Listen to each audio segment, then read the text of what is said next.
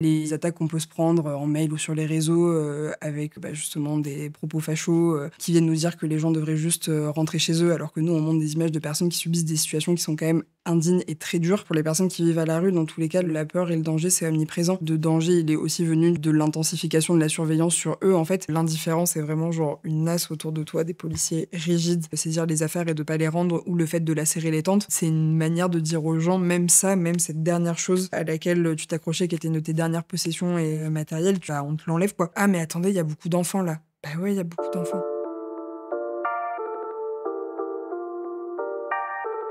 Mais de toute façon, tu sais que c'est confidentiel. Il faut que ça bouge dans la ville, il faut que ça bouge dans la ville. Bonjour Alice. Bonjour. Donc, avant de commencer cette discussion, je voulais te poser une question un peu banale, mais que je pose à chaque invité. Comment tu vas aujourd'hui? Très bien, ça va. Je viens d'avoir des résultats, de permis ce matin. Des bonnes nouvelles Alors? Ça y est? et c'est passé. Donc ouais, journée qui commence avec des bonnes nouvelles et avec un moment sympa, ça va très bien. Cool, cool. Donc toi, tu évolues au sein de l'association Utopia 56. Donc, pour ceux qui connaissent pas, Utopia 56, c'est une association qui vient en aide aux personnes exilées et à toute personne en détresse en France, dans le respect de leur choix de parcours et de vie. C'est bien ça? Ouais, c'est tout à fait ça. Et c'est aussi, c'est une asso qui du coup est aussi fondée sur, toute l'idée d'avoir une mobilisation citoyenne, pour apporter cette aide-là qui est à la fois, une aide d'urgence à toutes les personnes et une aide, surtout, inconditionnelle, comme tu as dit. Du coup, qui se départit de tout, préjugé, de toute discrimination et ça fait partie des valeurs centrales de l'asso. Donc le fait d'insister sur le fait que, vous respectez leur choix et leur parcours de vie, moi je trouve que c'est très, très fort comme phrase. Est-ce que toi tu as l'impression qu'on n'est pas assez à l'écoute de ces personnes justement? Ouais, totalement. Je trouve qu'il y a si cette phrase elle est là, je pense que c'est aussi pour, faire, référence au fait qu'il y a toujours un peu un comment dire? Un soupçon qui est porté sur, les personnes exilées qui arrivent en France, donc sur, un peu des sortes de stéréotypes de, qu'est-ce que serait, un bon parcours, migratoire, des bonnes raisons pour, quitter son pays et venir en France et que c'est énormément fondé sur des idées qui sont pas formulées par, les personnes, qui sont les premières concernées et qu'on écoute très peu. Je trouve qu'en France et même de manière générale, il y a, des discours qui sont très, déshumanisants, où on va parler, de ces personnes-là comme, soit de statistiques, de chiffres ou comme d'un phénomène ou d'un problème, qu'il faudrait, solutionner. Alors qu'avant tout, on parle, de personnes humaines comme, n'importe qui ont, leur, voix à apporter, sur, toutes les questions qui les concernent, quoi. Hier, le Libra, je crois que c'est ça, le nom du bateau de la marine italienne, avec à son bord, les premiers migrants, interceptés au large de l'Italie. Donc, le Libra est arrivé, au petit matin en Albanie. Pour toi, ça signifie quoi? Non, je pense que ça rentre dans un contexte, un peu, qui est très actuel de, durcissement, des politiques aux frontières, que ce soit au niveau français, européen, international, en termes de, restrictions et que tout ce qui est des questions justement, des phénomènes migratoires. Il y a, des politiques qui sont de plus en plus dures, comment dire? Qui réfléchissent sur cette question-là, moins en termes d'accueil qu'en termes de répression et justement d'intercepter les personnes, d'empêcher, des traversées, d'empêcher, des parcours. Là où en fait du coup ça, comment dire? Ça oblitère totalement la question de, en fait, comment, faire en sorte de pouvoir accueillir ces personnes dans des conditions qui sont dignes quand on en a les moyens. Mmh. Mais pour toi, ça vient d'où ce rejet de l'autre? Comme tu disais, qui se généralise de plus en plus en Europe? Mmh. Je pense que ça vient de plusieurs choses. Ça vient, comment dire ça? D'un climat général, déjà de montée de l'extrême droite, que ce soit dans les discours, dans les médias, dans, les politiques et cetera, que, ça joue, un rôle hyper important sur, comment dire?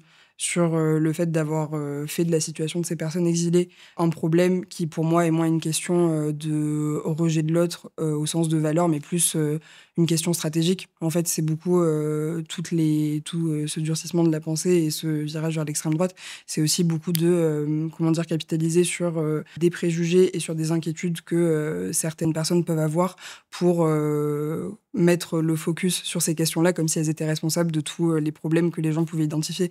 Quand on parle de, problème d'insécurité et qu'on le relie toujours à la question des personnes exilées. Et ça montre vraiment ce truc de avoir trouvé un bouc émissaire un peu facile et se servir de ça et de la peur pour faire monter des discours qui sont totalement fantasmés et totalement extrapolés. Et je pense que du coup, ça se fonde sur de base de l'ignorance aussi. Justement, ça revient au sujet, à ce que tu disais tout à l'heure, au fait qu'on n'écoute pas les personnes et que du coup, quand on n'écoute pas les gens qui sont concernés par ces situations-là, on peut se faire toutes les idées qu'on veut, voilà, et partir dans des fantasmes qui sont totalement faux. Et il y a toujours des personnes qui seront là pour récupérer cette sorte d'ignorance et plutôt que de la tourner vers ouvrir la parole et discuter avec les gens qui connaissent ce sujet-là, s'en servir pour faire monter un peu la sauce et voilà. Bah, justement, on parle de la montée de l'extrême droite, de la montée des discours qui sont généralisés comme ça, en disant c'est de la faute des migrants, c'est de la faute des étrangers, Mm. s'il y a des meurtres, s'il y a de la pauvreté, de la misère, etc. Mm. Tu sens, toi, une croissance? Ouais, dans cette ambiance-là, oui, carrément. Dans les dernières années, je pense que je le sens de 2 manières, que ce soit de le sentir, dans une atmosphère générale avec, toutes les échéances électorales qu'il y a eu, que ce soit été les européennes ou, justement la question de l'insécurité et du rapport avec les personnes exilées. Ça a été littéralement le nerf de la guerre de toute cette campagne-là, où au final on avait plus l'impression que c'était, un grand débat généralisé sur uniquement cette question et pas sur, tout ce que ça peut impliquer. Et je trouve que le fait de voir à quel point c'est présent dans tous les débats politiques qu'il peut y avoir maintenant, dans toutes les questions qui vont être posées pendant des interviews ou comment dire, de tous les sujets qui vont être amenés, justement plutôt par le côté extrême droite de la politique, il y a eu un peu un déplacement de la fenêtre de tolérance par rapport à ça, là où il y a plusieurs années, il y a des clichés et des mensonges littéralement qui ne seraient pas passés et qui auraient directement été recadrés, soit dans des interviews sur des plateaux télé, etc., que maintenant c'est plus le cas et qu'il y a un peu une surenchère vis-à-vis de ça. Donc là, déjà, je le sens dans ça, mais je le sens aussi dans le travail que nous, on fait à Utopia 56, que ce soit la haine qu'on peut recevoir en ligne, les attaques qu'on peut se prendre en mail ou sur les réseaux avec justement des propos fachos qui viennent nous dire que les gens devraient juste rentrer chez eux, alors que nous, on montre des images de personnes qui subissent des situations qui sont quand même indignes et très dures. Et aussi sur justement ces conditions-là, de voir que il y a de plus en plus qu'on entend de plus en plus parler d'attaques dont les gens peuvent faire l'objet, des personnes qui vivent à la rue, ou de harcèlement policier, ou de choses comme ça, qui se sont intensifiées, et que les gens, littéralement, ont de plus en plus peur d'être exposés à ces violences-là. Parce que c'est intéressant ce que tu dis. Tu dis que ces personnes à la rue se font agresser, entre guillemets, par des personnes lambda, hein. Mm. Enfin, moi, quand tu me dis ça, je me dis, mais c'est pas le monde à l'envers. Mais en tout cas, ça casse le cliché. Parce qu'on va dire que c'est eux qui agressent la population française, on va dire. Mm. Et là, ce que tu nous dis, c'est justement, eux, ils ont peur. Mm. Donc, quelque part, tu vois, il y a une double peur, en fait, Ouais. qui est liée à l'ignorance, ou en tout cas, du côté de la population française, c'est lié à l'ignorance. Mhm. Mais eux, c'est quand tu parles avec ces bénéficiaires, ils te disent clairement qu'ils ont peur pour leur vie ou pour leur... qu'est-ce qu'ils te disent de leur ressenti? Déjà, il y a, comment dire, pour les personnes qui vivent à la rue, dans tous les cas, la peur et le danger, c'est omniprésent. Là, c'était encore plus le cas récemment parce qu'avec la période des Jeux Olympiques à Paris, ça s'est pas mal intensifié. Le fait que les personnes qui vivaient en campement, il n'y avait aucune fixation qui était autorisée, donc les gens passaient leur temps à devoir se déplacer, bouger toutes leurs affaires, devoir trouver des endroits pour se cacher, etc. Eux, c'est plus, du coup, le sentiment de danger, il est aussi venu de l'intensification de la surveillance sur eux, en fait, et du fait de sentir de plus en plus qu'ils n'étaient pas les bienvenus et que même jusque dans la rue, qui était le dernier endroit, dans les derniers endroits où ils arrivaient à s'installer, à essayer de juste survivre, tout simplement, ils n'avaient même plus cette possibilité-là de savoir qu'ils allaient pouvoir passer la nuit sans être réveillés à 5 heures du matin pour devoir bouger, mais bouger où finalement, parce que c'est toujours pareil, il n'y a pas d'endroit où ils peuvent aller, ils sont toujours repoussés à des endroits encore plus éloignés de Paris, du centre, etc. D'un autre côté, il y a aussi tout le danger général qu'il peut y avoir au fait de vivre à la rue. Nous, quand on rencontre à Utopia 56, on rencontre plusieurs types de publics, entre guillemets. Il va y avoir à la fois des hommes, ceux qu'on appelle des hommes isolés, qui sont en fait des hommes majeurs qui sont là sans proches en France, des mineurs non accompagnés, des familles qui vivent aussi avec des enfants à la rue. Et ce sentiment d'insécurité-là, il est omniprésent. Parce qu'à partir du moment où les gens n'ont pas un toit au-dessus de leur tête et juste un toit au-dessus de leur tête, ce sentiment de sécurité, il peut juste pas exister, quoi. il y en a qui se font agresser ou pas? Justement dans ces populations? Bah oui, bien sûr, quand on parle particulièrement, je pense, pour les femmes qui vivent à la rue, c'est que ce soit des personnes exilées ou pas, mais c'est toujours vrai, mais elles sont particulièrement exposées à tout type de violences, des violences sexistes, des violences physiques. Elles sont très nombreuses et parmi toutes les femmes qu'on peut rencontrer, il y en a très peu, enfin, comment dire, très peu qui n'auraient pas connu Ces de violences-là, violences en vivant à la même rue. avec des enfants? Bah ouais. On a toujours parlé de la France comme d'une terre d'accueil. Est-ce que c'est encore vrai selon toi? Je peux pas répondre oui en faisant le travail que je fais, honnêtement.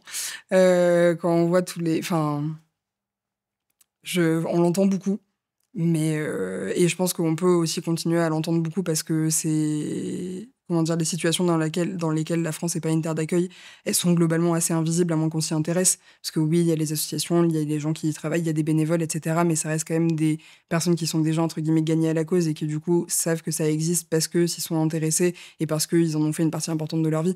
Mais du coup, d'où le fait que ce soit encore possible pour certains d'utiliser cette expression-là et de prétendre que l'accueil existe, il y a une volonté, tout ça. Mais nous, ce qu'on voit tous les jours dans notre travail, c'est qu'il y en a pas, en fait. Soit pas forcément tant dans un côté stéréotype et cliché de la population, mais aussi juste en termes de volonté politique, que nous, on n'arrête pas et plein d'associations n'arrêtent pas de présenter des solutions, amener des pistes de comment est-ce qu'on pourrait aller justement vers plus d'accueil et vers un accueil digne et un accueil qui est adapté à la situation des personnes.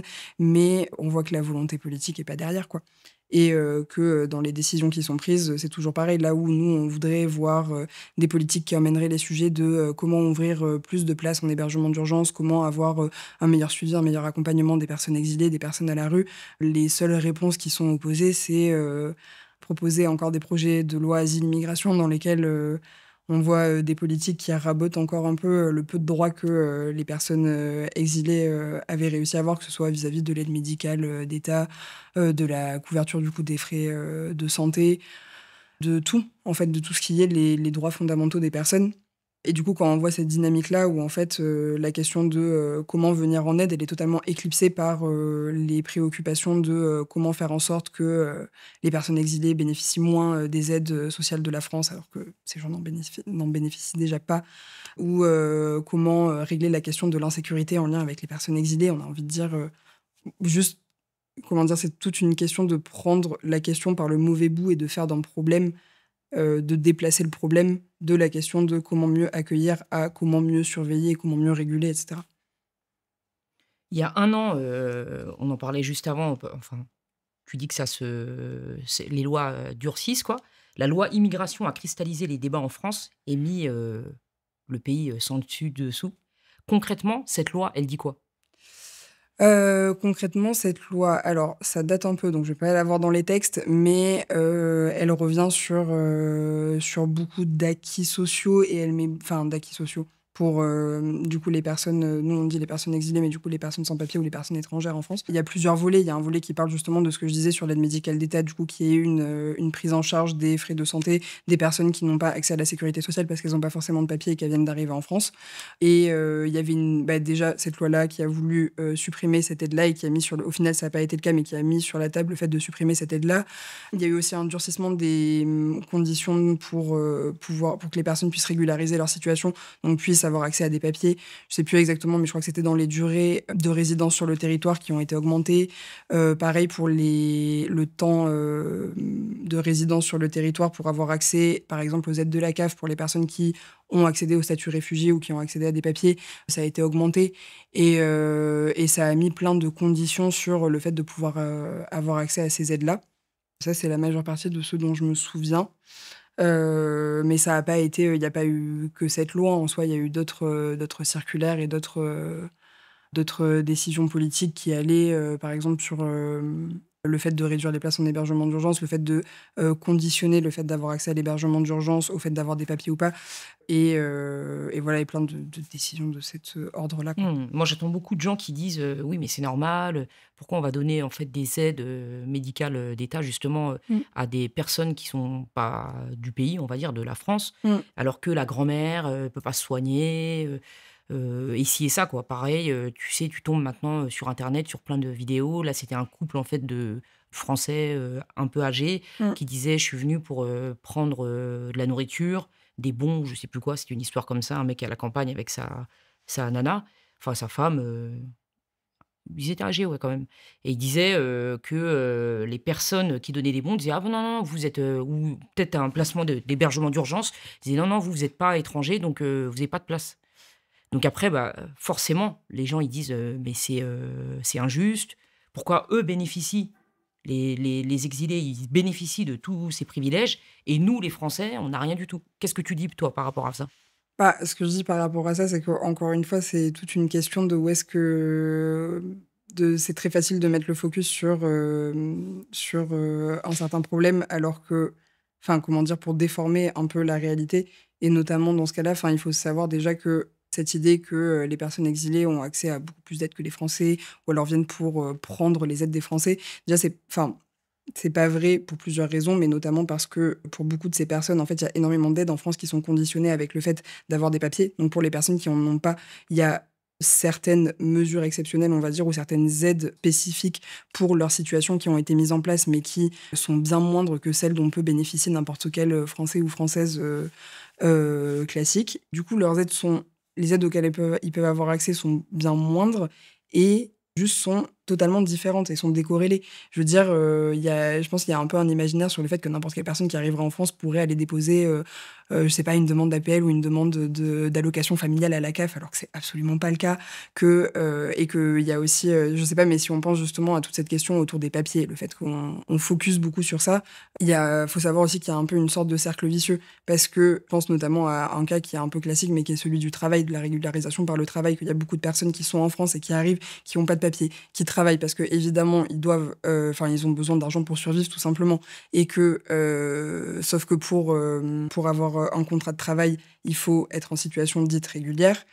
Si c'est pas le cas, c'est beaucoup de personnes qui travaillent au noir ou qui se débrouillent et voilà, et que ensuite quand on a des gens qui ont passé 5 ans, 10 ans, 15 ans sur le territoire et qui veulent faire des demandes de régularisation, donc d'accès à des papiers, ils doivent prouver déjà qu'ils ont résidé sur le territoire pendant un certain temps, mais aussi qu'ils ont travaillé pendant un certain temps. Sauf que pour prouver que tu as travaillé pendant un certain temps, il faut avoir un contrat de travail. Et pour avoir un contrat de travail, il faut des papiers. Donc il y a tout ce cercle vicieux qui organise un peu le fait que les gens restent dans la pauvreté et la misère. Du coup, par derrière, quand on voit un discours général qui dirait presque que les gens vivent largement ou dans le luxe ou qu'ils se débrouillent bien, bah c'est juste pas vrai, quoi. Voilà, Ouais, mais je c'est suis bien partie de un le peu. souligner, hein, parce que comme tu dis, c'est un espèce de fantasme Mmh, de plus en plus collectif. mmh, Grâce à Hanouna, ouais. merci. Merci Cyril. Alors on nous dit qu'en 2025, ils veulent, durcir encore plus la loi immigration. Qu'est-ce que toi tu dis et le collectif bien sûr, par rapport à ça?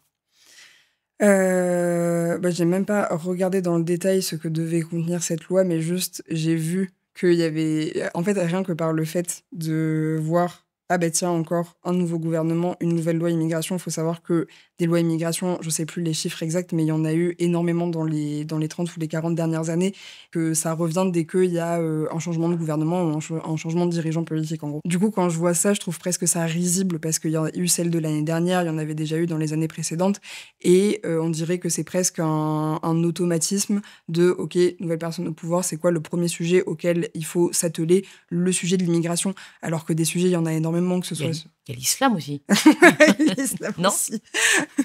Le Non, voile, l'islam, le des burkini, ouais, des grands sujets qui sont les problèmes, la préoccupation principale de tous les Français l'ARS, aujourd'hui. l'allocation rentrée scolaire qui sert, en fait, à acheter des survêtements à 600 € aux enfants de 8 ans. Il y a plein de sujets, non? Ouais, non mais oui, clairement et enfin, je sais pas comment dire. Moi, je trouve ça presque ridicule, en fait, parce que j'ai l'impression que ça fait un peu un effet d'annonce, genre: «OK, on est là, on a compris vos préoccupations» et rentrer dans un truc enfin, je sais pas comment dire, mais le fait de penser qu'on a besoin d'une loi de plus alors qu'il y en a eu énormément dans les dernières années et que toutes comprenaient des mesures qui, en fait, visaient juste à restreindre la liberté des personnes.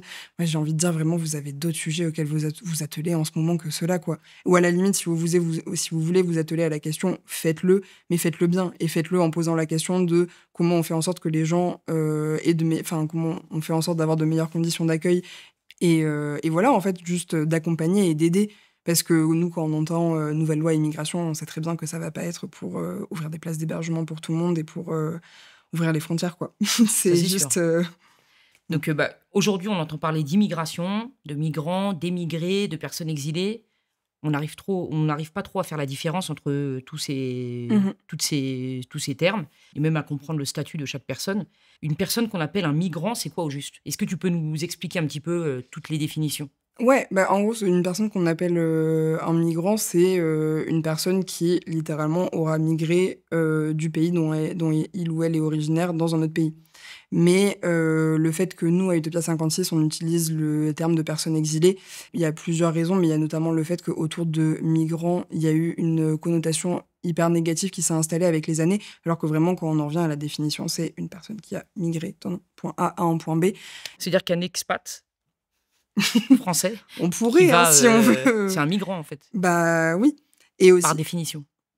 oui, par définition, oui. Et oui, et aussi parce que, en fait, utiliser le terme de migrant, enfin, je ne sais pas comment dire, mais il y a eu un peu aussi un vocabulaire général qui voudrait qu'il y aurait une différence entre les migrants économiques qui partiraient parce que il y aurait de la pauvreté dans leur pays et qui, du coup, un peu ce côté moins légitime parce que vient pour le confort économique qu'il peut y avoir dans des pays de l'Union européenne, ce qui en soi n'est pas vrai, parce qu'encore une fois, les gens arrivent en Union européenne en ayant des conditions de vie qui sont tout sauf confortables. Et du coup, une distinction entre migration économique et migration pour des raisons de persécution politique, de pays qui connaissent des conflits ou des catastrophes naturelles, et qui seraient quelque part les bons migrants, donc les migrants méritants qui ont des bonnes raisons de partir, etc., et qui, pour nous, n'a pas de sens, parce que du coup, le fait d'avoir ce type de vocabulaire, ça participe juste à produire un discours qui est fait par des personnes blanches, des personnes de pays riches, et d'avoir toutes ces représentations-là qui sont apposées sur les personnes sans connaître leur situation. Et voilà, et d'où le fait de dévier un peu du terme migrant, parce qu'il est un peu balancé à toutes les sauces. Aussi, dans le fait de dire personne exilée, il y a le fait de parler littéralement de la situation de ces personnes qui est l'exil, peu importe les raisons, pour en revenir justement à cette histoire de ne pas questionner les motivations, etc., mais qui est la situation de toutes ces personnes qui quittent leur pays et qui remet aussi l'accent sur le fait que c'est pas une situation anodine, en fait. L'exil et le fait de partir de chez soi, arriver dans un autre pays, c'est pas quelque chose, c'est jamais quelque chose qui est fait par plaisir, c'est jamais quelque chose qui est fait juste par Ouais, comme une fantaisie quoi. Tiens, je me lève le matin, fantaisie, c'est ça, ouais, quoi. c'est ça. C'est quand même réfléchi et c'est, un besoin Mm. quelque part, Mhm. une nécessité. Oui, totalement. D'ailleurs, j'ai vu partagé en story il y a quelques jours, j'étais, sacrément étonné. Je ne sais pas si tu as vu ça en Afghanistan? Apparemment, l'Union européenne, autorise en fait chaque femme afghane à être réfugiée politique Mm. en Europe. Mm. Donc quand on est une femme et qu'on est afghane, de nationalité, on a le droit d'émigrer en Europe. Je ne sais pas si tu as vu passer le parce qu'elles ont plus le droit de chanter en public, elles ont pas le droit de je crois sur place, hein, d'étudier après l'école primaire, elles ont pas le droit d'être sans voile, elles ont pas le droit de parler en public, de réciter des poésies et de sortir sans leur tuteur. Est-ce que vous avez ce type de population, vous? Ça a pu arriver, particulièrement en 2021-2022. Je pense qu'on est des personnes, que ce soit des personnes afghanes ou des personnes qui venaient de pays où justement il y avait eu des bouleversements politiques récents qui faisaient qu'il y avait eu beaucoup de départs. Ça arrive, oui. C'est pas forcément des personnes qu'on est amené à rencontrer très longtemps non plus. Enfin, ça dépend vraiment des situations, mais aussi il y a des personnes qui, du coup, en arrivant en France, vont plus rentrer dans le système de la demande d'asile et qui, potentiellement, dans cette dynamique-là, vont après avoir accès à des prises en charge institutionnelles. Après, c'est pas toujours le cas non plus, hein. On a vu des personnes qui étaient en cours de demande d'asile et qui étaient laissées à la rue. On a vu des personnes qui avaient obtenu un statut réfugié et qui dormaient à la rue aussi. Donc oui, ça arrive. C'est pas forcément la majorité des personnes qu'on rencontre, mais ça arrive, ouais. Et est-ce qu'il y a un parcours, toi, qui t'a vachement marqué? Fiouf, j'arriverai pas à dire s'il y en a un. C'est assez difficile parce que j'ai rencontré beaucoup de personnes pendant les 2 ans que j'ai passé dans l'association. Mais je pense qu'il y en a pas en particulier, mais aussi parce qu'il y a beaucoup d'histoires qui se ressemblent, qui, parce qu'elles se ressemblent, n'en sont pas moins uniques et impressionnantes, etc. Mais qui... Enfin, qu'en fait, je sais pas comment dire, mais c'est plus l'aspect collectif et communautaire qui est assez marquant, quoi, de voir à quel point c'est des expériences communes, des expériences partagées que les gens qu'on rencontre pendant nos missions viennent nous raconter. Donc voilà, j'en aurais pas un en particulier, mais je dirais que chaque personne à sa manière a été marquante d'une certaine façon aussi. T'arrives, toi, à faire la part des choses quand tu rentres chez toi?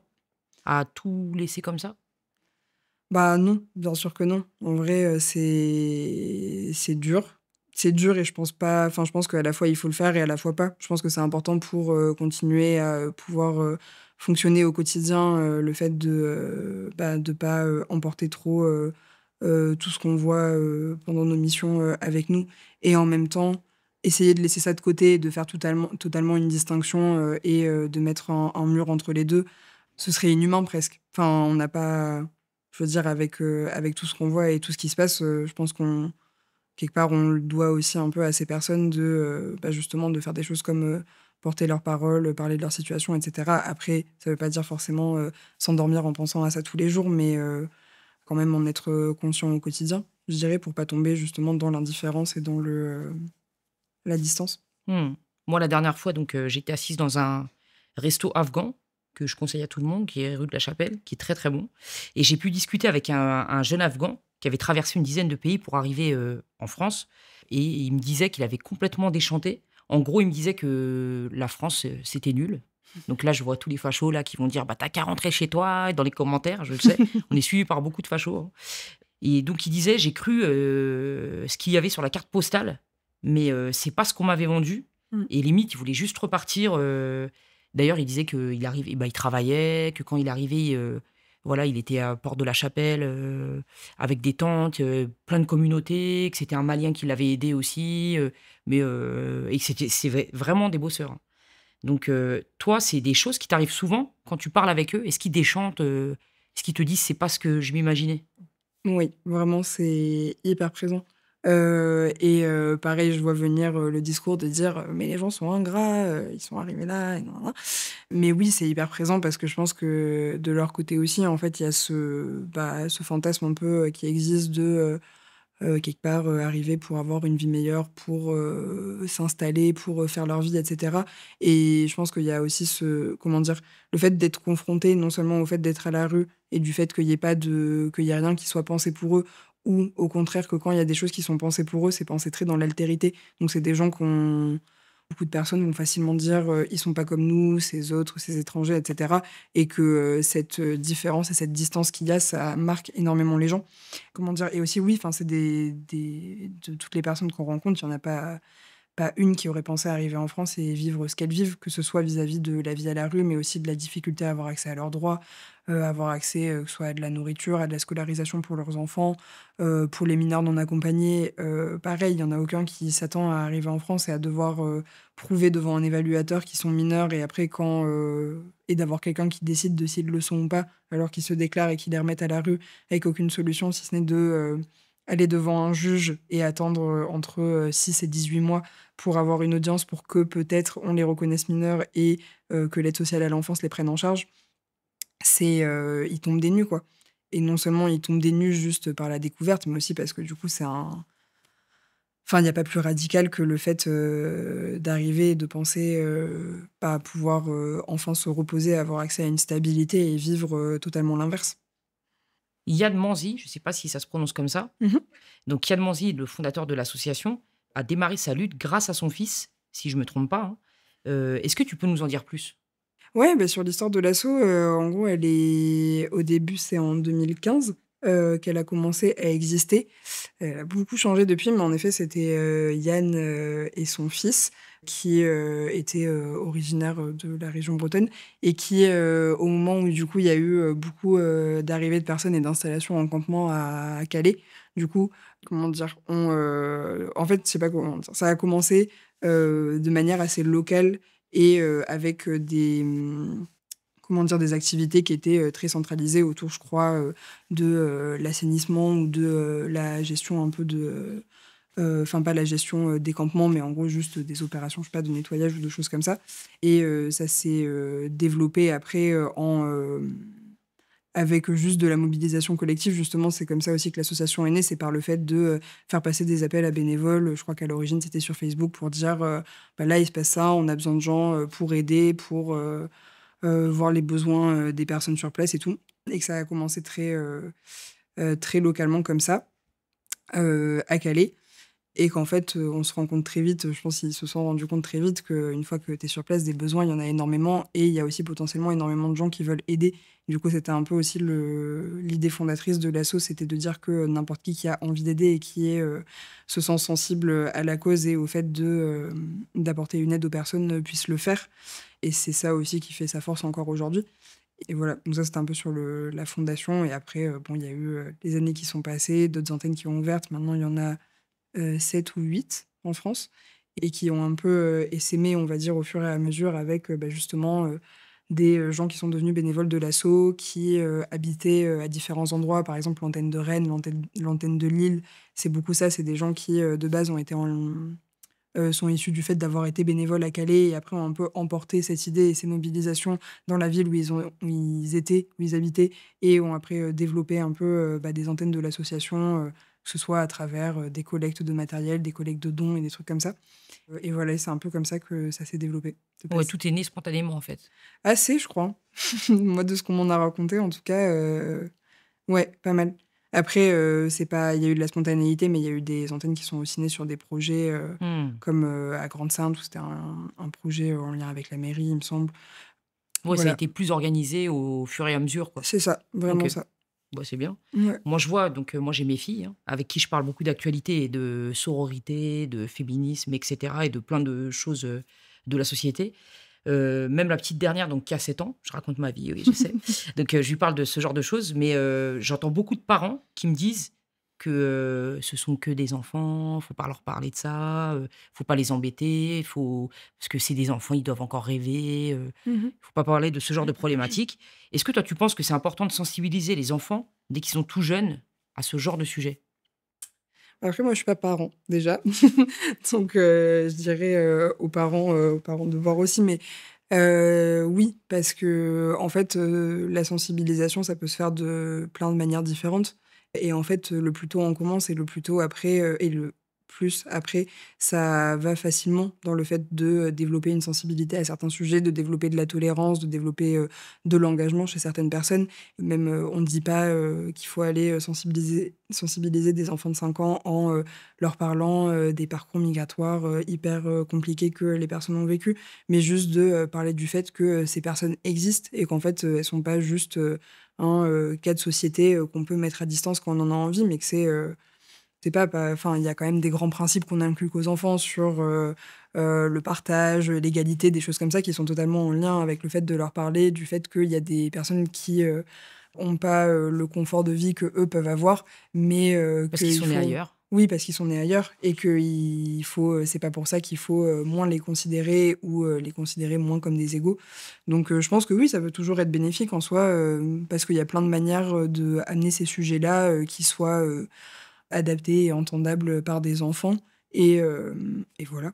Et puis aussi parce que j'ai envie de dire, enfin, il y a un truc que je trouve un peu parlant, mais oui, on parle beaucoup des enfants, mais justement, si on veut parler des enfants, parlons aussi de tous les enfants et parlons de ces enfants qui, bah, je sais pas, tous les jours vont à l'école alors que bah, ils ont pas de maison et qu'ils dorment à la rue. Et en fait, là où je sais pas comment dire, mais l'idée de vouloir segmenter et dire il faut protéger les enfants français, tout ça, de ces situations-là, en fait, il y a beaucoup d'enfants qui vont à l'école avec des enfants qui sont pas nés en France et qui connaissent, quoi. Donc c'est pas comme si non plus c'était un univers, je pense qu'il faut arrêter de voir ça comme un univers totalement séparé et qu'on peut mettre à distance parce que juste c'est, encore une fois, des personnes comme n'importe Mmh. qui vivent leur vie, quoi. Ouais, c'est vrai que les enfants se posent pas de questions, comme nous les adultes, Mmh. où justement on commence à créer, vraiment des différenciations et cetera. Mmh. Moi, je vois dans l'école de ma fille, donc de la plus petite, l'année dernière, donc je pense que, ils ont solutionné le problème, mais il y avait quelques enfants qui dormaient à la rue Et il y avait une mère, où c'était, elle passait en fait, ses nuits, aux urgences Mmh. pour essayer, d'avoir, au moins un coin chaud, pour que l'enfant dorme. Donc après il y a eu une mobilisation des parents et cetera, d'élèves qui ont, aidé, qui après ils ont ouvert, je crois, une salle à la mairie pour qu'ils puissent dormir là-bas. Mais il y avait plusieurs, enfants comme ça. Donc forcément, c'est sous nos yeux Mmh. et moi, en tout cas, me concernant, je pense qu'il faut, leur en parler dès qu'ils sont jeunes. Parce que c'est comme quand on voit un SDF dans la rue. On peut pas, en fait, fermer les yeux et dire aux enfants: «Non, non, regarde pas». Mais l'enfant, il va forcément nous poser la question: Mmh. «Pourquoi cette personne, elle dort par terre?» Mmh. Donc c'est faut pas mettre des œillères, quoi. Bah, ouais. Enfin bref, c'était la petite parenthèse. Non, mais Donc totalement. donc moi, je vous connaissais, déjà, mais j'ai vraiment commencé, à suivre, Utopia 56 grâce à une amie, d'enfance, qui est toujours ma pote d'ailleurs, qui s'appelle Magda, à qui je passe un grand bonjour, si elle regarde de l'interview, bien sûr. Et je l'avais prise pour une ouf quand elle m'a raconté ce qu'elle faisait avec vous. Donc voilà, mon avis a un peu changé, hein, parce qu'après, elle m'a bien expliqué, à tout notre groupe de copines d'ailleurs. Donc, par le biais de votre asso, elle accueillait régulièrement des personnes à son domicile. C'est une de vos actions, entre autres, hein, que vous Ouais. appliquez, que vous faites. Comment vous avez décidé de mettre en place ce type d'action? Alors ça, je sais pas comment ça s'est mis en place à l'origine, et je pense que ça a beaucoup, changé avec le temps aussi, que maintenant ça s'est beaucoup plus structuré en termes de processus et cetera. Je pense qu'en fait, ça a dû venir, juste comment dire? Déjà, d'une chose, du fait que le fait d'avoir un hébergement, c'est un peu une des préoccupations principales des personnes qu'on rencontre finalement parce que de ça, suit tout le reste des possibilités de pouvoir, avoir un endroit pour se reposer, pour être en état de faire des démarches, de, vivre sa vie et cetera. Du coup, c'est un peu un besoin essentiel.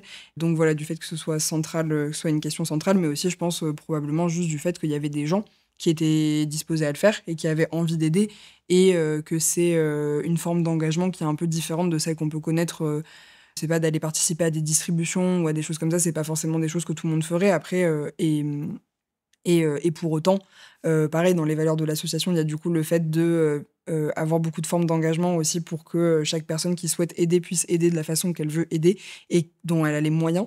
Autant, il y a des gens qui auront pas forcément, la possibilité d'aider par l'hébergement, mais il y en a dont c'est le cas et dont ça peut être, leur forme d'engagement qui leur convient et je pense qu'à partir du moment où il y a, une volonté d'aider, nous avec l'association, on est là, on peut vous trouver des manières d'aider, vous inquiétez pas. Et voilà, et je pense que c'est né de ça, notamment. Et donc, pour en revenir à ce cas, au cas de ma copine Magda, Mmh. elle me disait, donc comme ça on peut l'expliquer un petit peu. Mmh mh. Donc l'association l'appelait par exemple le matin ou 2 jours avant en Mmh. disant: «Bah, voilà, elle prend que les femmes». Je crois que l'association en fait, si c'est une femme toute seule qui héberge, elle peut héberger que des femmes avec des enfants ou pas, quoi. Mmh.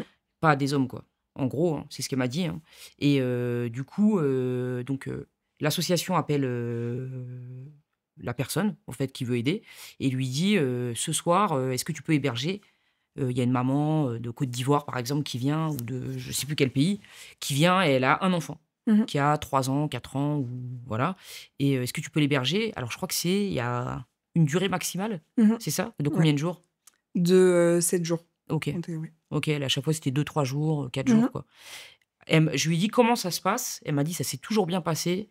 Les femmes sont toujours hyper respectueuses.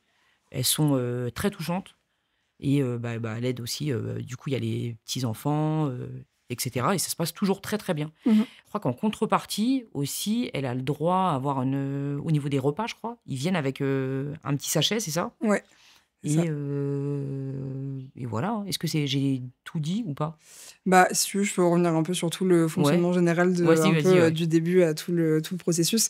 Mais en gros, ouais, par rapport à ça, il y a déjà, ça commence, en fait, tout simplement par, le fait de dire, aux personnes qui le souhaitent d'aller sur notre site. Il y a un formulaire à remplir avec leurs informations. Une fois que les gens remplissent ces informations, nous, on prend contact avec elles et eux et on organise, une visite commune de, l'endroit dans lequel ils souhaitent héberger, du coup, ce que nous, on appelle un conventionnement où du coup, juste, on voit les lieux, on voit, la capacité d'accueil des gens et on définit aussi plusieurs choses. On définit la fréquence à laquelle les gens souhaitent héberger. Est-ce qu'il y a des, contraintes? Par exemple, oui, je sais qu'il y a des, hébergeuses qui sont pas forcément à l'aise d'accueillir des hommes chez elles et qui, du coup, disent plutôt que des femmes ou des personnes qui, je sais pas, vont être en coloc et du coup pour qui ça va poser problème d'avoir des enfants en bas âge et qui du coup vont dire plutôt pas d'enfants en bas âge, tout ça, mais qui du coup définissent un peu leurs contraintes, la fréquence à laquelle ils veulent héberger, les jours auxquels ils pensent être disponibles aussi. Nous, quand on a toutes ces informations, en gros, on leur crée un dossier hébergeur, on va dire, dans notre base de données et en fonction de ce qu'ils nous ont dit, et de la place qu'ils ont, on va les contacter les soirs où ils ont dit qu'ils voulaient être contactés pour leur demander: «Bonsoir, est-ce que ce soir vous êtes disponible pour héberger une famille, une femme seule?» Voilà. Du coup, c'est vraiment à la comment dire? Les gens ont toujours le choix. C'est pas parce qu'ils ont fait cette démarche-là que, dès qu'ils ont indiqué un jour, on va directement leur présenter quelqu'un à héberger. Mais l'idée, c'est vraiment de le rendre autant adaptable que possible pour les gens. Et du coup, si les gens se disent disponibles, nous, on voit les personnes qui sont venues nous rencontrer pendant la soirée en recherche d'un hébergement d'urgence. Et du coup, selon ces critères de nombre de places, de composition de famille, etc., on va attribuer un ménage à une personne qui héberge. Et du coup, ces personnes-là, en effet, elles ont un repas sur la permanence que nous, on fait. Ensuite, elles sont accompagnées par un ou une bénévole depuis la permanence, qui du coup là est à Hôtel de Ville, jusqu'à l'appartement ou la maison de la personne qui héberge. Et voilà, donc il y a aussi il y a un peu cette idée il y a plusieurs maillons de la chaîne, mais il y a un pôle de notre association qui est totalement dédié à ça, au lien avec les hébergeurs, au fait de répondre aux questions, de recevoir les remontées, si des fois il y a eu ou pas des problèmes, s'il y a des questions, parce que ou d'avoir un petit peu une forme d'accompagnement, parce que c'est pas rien non plus d'accueillir des personnes à la rue chez soi. Mais voilà, c'est juste histoire de dire que c'est pas sorcier, quoi, et qu'en soi, il y a un fonctionnement qui maintenant roule assez bien et qui est hyper accessible, en fait. Il y a déjà eu que tu parlais de problèmes, de remontées, etc., de problèmes est-ce il y a déjà eu ce cas de figure? Bah, ça peut arriver, mais c'est pas tant des problèmes que plus des interrogations. Donc, par exemple, je sais pas, il y a des personnes qui hébergent qui se demandent tout simplement où est-ce que les gens qu'ils ont hébergés vont pendant la journée. Du coup, qui peuvent avoir des questions comme où est-ce que je peux orienter la personne si elle cherche tel ou tel service, est-ce qu'il y a des endroits où elle peut trouver telle ou telle aide, et que c'est ce genre de questions auxquelles nous on peut répondre. Des fois, c'est aussi un peu des inquiétudes parce que c'est des personnes qui forcément peuvent des fois avoir des problèmes de santé, les personnes qu'on rencontre. Et du coup, il y a, dans les personnes qui accueillent, il y a des gens qui peuvent s'inquiéter un peu de est-ce que la personne va, de comment elle va dans les semaines après qu'elle ait été hébergée chez elle, ou de est-ce qu'elle va pouvoir avoir accès à des soins de santé ou des choses comme ça. Du coup, c'est aussi plus ce genre de passation d'informations et de savoir que nous, on Ouais. peut faire. Il y a pas les genres de problématiques, il va rester chez moi, je peux pas le dégager? Non, pas du tout. Pas du tout, mais aussi parce que c'est un cadre qui est fixé par notre asso et que nous, quand on rencontre ces personnes-là, on leur explique toute la façon dont on fonctionne et que du coup, en effet, la base, c'est que c'est de l'hébergement d'urgence, donc c'est pour une nuit et que nous, on est tous les jours à Hôtel de Ville, donc les gens qui ont besoin d'un hébergement et qui veulent venir nous voir se présentent tous les jours et que c'est quelque chose qu'on dit de manière très claire dès le début, c'est on vous enregistre, on prend vos informations, s'il y a une place, on vous y accompagne et c'est juste pour la nuit, il faudra en sortir le lendemain.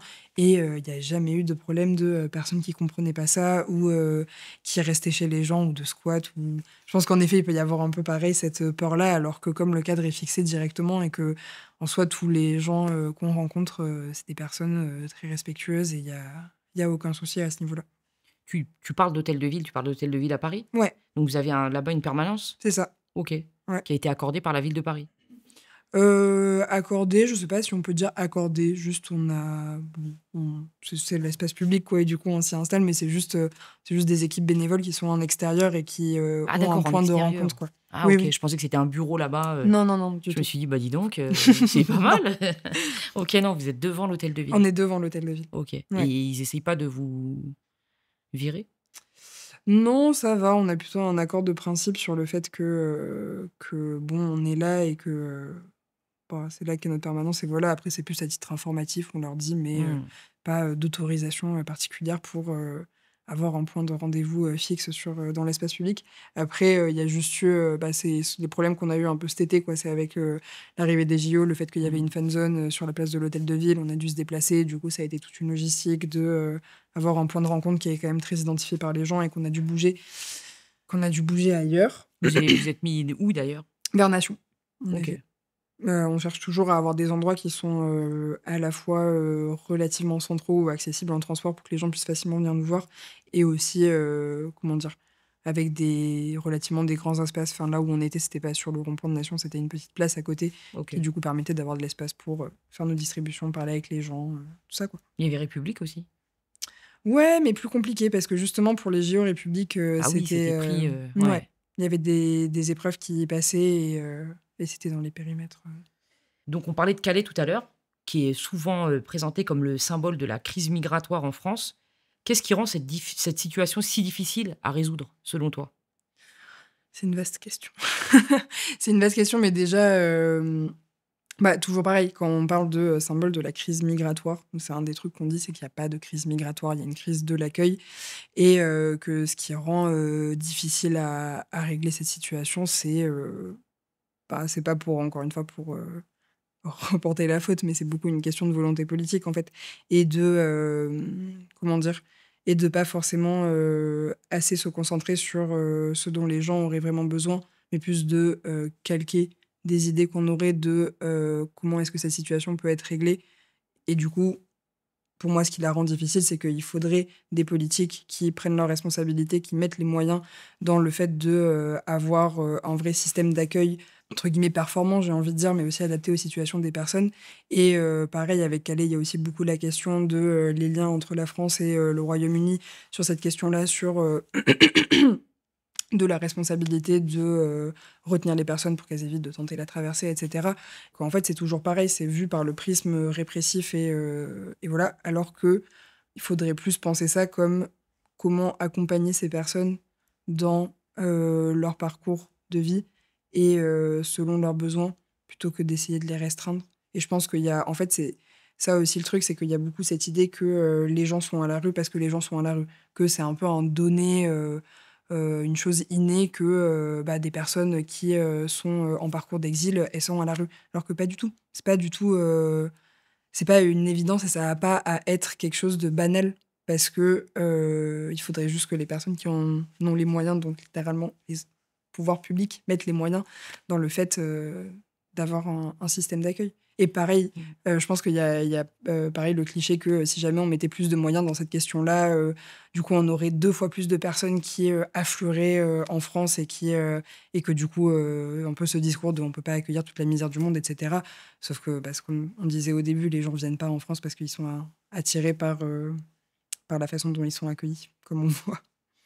Ouais, mais c'est intéressant ce que tu dis parce qu'il y a beaucoup de gens qui disent, on peut pas accueillir toute la misère du monde et ils disent: «On est de plus en plus pauvres en France», ce qui est vrai, hein. Mmh. On est de plus en plus pauvres, la misère est omniprésente, on a moins de pouvoir d'achat, alors qu'il y a eu l'inflation et cetera ouais, il y a eu l'inflation de plein de choses, mais pas des salaires, hein.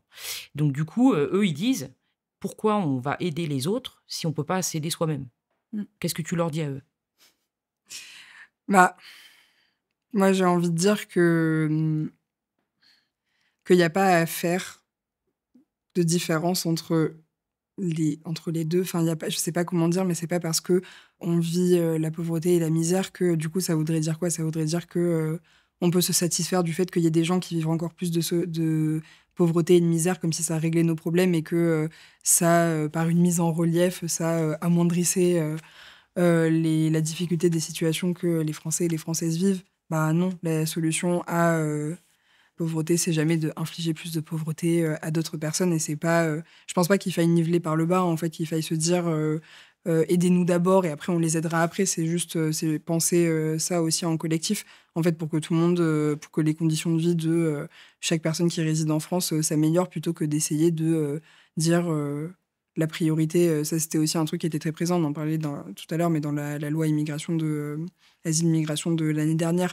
cette idée de préférence nationale de vouloir, comment dire? Donner encore plus de privilèges aux, personnes françaises. On a envie de dire, c'est pas enlever aux Français et aux Françaises que de vouloir aider et de réfléchir à comment aider, les personnes exilées. Parce que c'est décorrélé, en fait et qu'il vaut mieux réfléchir à comment pouvoir aider tout le monde, mais de manière adaptée, plutôt que de réfléchir à qui on va aider en premier pour aider les autres après ou qui on va aider plus que l'autre Parce que pour moi, ça n'a pas de sens, juste en termes de dignité humaine, tout simplement.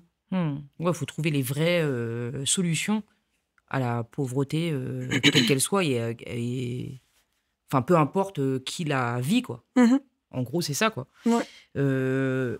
On parlait des femmes exilées, justement, donc qui font face à certains défis spécifiques et à des problématiques, hein. Quelle est leur réalité comparée à celle des hommes exilés?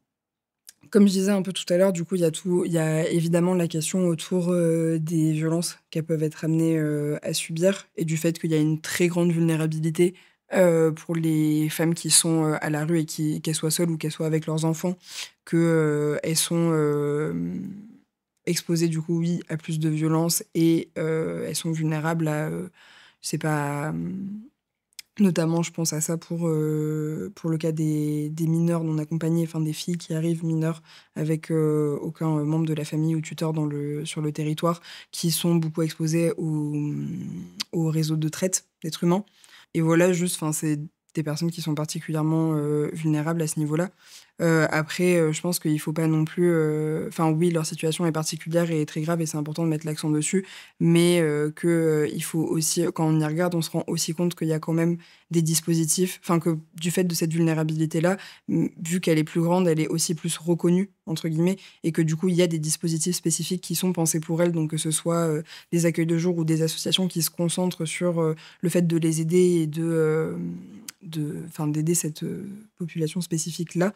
Que ce soit on voit des assos, je pense à ADSF, ADSF pour agir pour la santé des femmes, qui justement est une équipe qui apporte aussi tout le côté médical, accompagnement, que ce soit au niveau des grossesses ou de la santé, etc. Ça aussi, c'est un gros enjeu pour elle autour des grossesses ou de la santé sexuelle, etc. Mais bref, mais du coup, pour en revenir à mon point qui était aussi que elles ont aussi un peu ces dispositifs qui sont pensés pour elles, là où les hommes isolés, certes, il y a cette image qu'ils sont, entre guillemets, moins vulnérables parce que moins exposés à toutes ces questions de violence, etc.